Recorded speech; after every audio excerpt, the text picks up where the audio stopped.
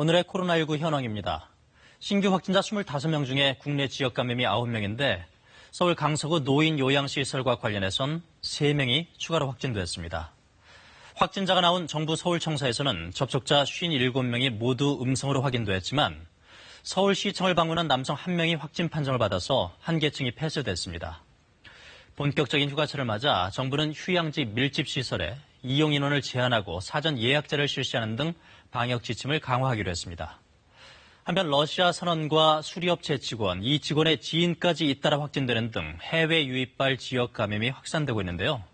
오늘부터 방역 강화 대상 국가에서 온 입국자에 대한 진단 검사가 입국 후와 격리 후 두 차례로 강화됩니다. 이 소식은 중앙재난안전대책본부 연결해서 자세히 알아보겠습니다. 이승훈 기자, 먼저 해외에서 입국한 사람을 대상으로 진단검사 강화하기로 한 내용부터 짚어주시죠. 네, 6개 방역 강화 대상 국가에 해당되는 내용인데요. 이들 국가 입국자들은 그동안은 입국 3일 이내에 한 차례만 진단검사를 받으면 됐지만 오늘부터는 격리 뒤 13일째 되는 날에도 한 차례 더 검사를 받아야 합니다. 해당 국가의 감염자 비율이 높기 때문에 혹시라도 지역사회 감염으로 이어질지 모를 가능성을 최대한 차단하기 위한 조치입니다. 이와 함께 방역 강화 대상 국가를 더 늘리는 방안도 현재 검토되고 있습니다. 최근 국내 입항 선박에서 집단 감염이 확인된 러시아 등이 검토 대상인데요. 이와 관련한 실무회의가 내일 열릴 예정입니다. 그리고 아직 장마가 끝나진 않았지만 장마가 끝나게 되면 본격적으로 휴가지가 붐비게 될 텐데 방역 관리에 더 신경을 써야 하지 않을까요? 네, 방역당국이 오늘 휴가지 고위험시설에 예로 든 게 파티가 열리는 게스트하우스입니다. 휴가를 맞아 많은 사람들이 몰릴 수 있고요. 특히 여행객들이 함께 술을 마시고 파티를 벌이면서 자연스럽게 감염 위험이 높아질 수 있다는 겁니다. 이렇게 휴가철에 집단 감염 위험이 높은 시설을 각 자치단체가 특성에 맞게 지정해서 방역 조치를 강화해달라는 게 정부의 지침입니다.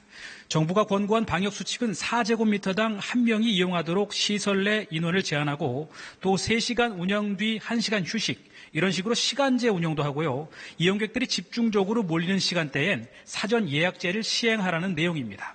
위반할 경우 벌금이나 집합 금지 조치를 내리는 것도 가능합니다. 임시생활시설 운영을 민간에 일부 위탁한다고 하던데 이건 어떤 배경에서 나오게 된 거죠? 네, 해외에서 입국한 외국인은 14일 동안 임시생활시설에 격리되죠. 그런데 최근 해외 입국자가 부쩍 늘면서 시설을 유지하는 데 들어가는 공공인력의 부담이 커진 상태입니다. 따라서 이걸 좀 민간과 나누기로 했습니다. 입퇴소 결정이나 위급상황 대응 같은 일은 지금처럼 공공인력이 맡고요. 수납이나 민원 응대, 또 통역 같은 업무는 민간 전문업체에 위탁한다는 겁니다. 현재 임시생활시설은 모두 14곳인데 공공인력 520명이 투입되어 있습니다. 한 가지 소식이 더 있는데요. 얼마 전에 월북한 20대 탈북자와 관련해서 해당 남성이 코로나19 확진 판정을 받은 걸로 등록되어 있지 않고 또 접촉자 관리 명부에서도 찾을 수 없다고 방역당국이 오늘 밝혔습니다. 혹시 몰라 접촉이 잦았던 걸로 알려진 사람 2명도 어제 진단검사를 했는데 모두 음성으로 확인됐다고 덧붙였습니다. 지금까지 중앙재난안전대책본부에서 KBS 뉴스 이승훈입니다.